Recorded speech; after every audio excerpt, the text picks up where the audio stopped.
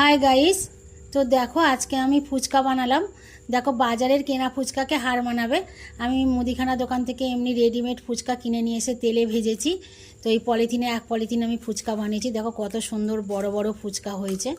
তারপরে আমি আজকে বানাবো 3 রকম ফুচকা। এই হচ্ছে আমি বানাবো টক ফুচকা। এখানে আমি সস এর মধ্যে মশলা টশলা দিয়ে রেডি করেছি। এটা আমি টক ফুচকা বানাবো। আর বানাবো আমি দই ফুচকা। এখানে দইটা রেডি করেছি। আর হচ্ছে এখানে ঝুরি ভাজা রেডি করেছি।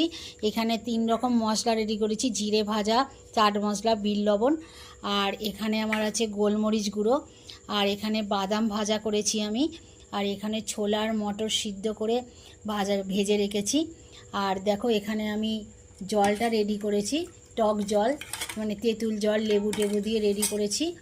আর আমি রেডি করেছি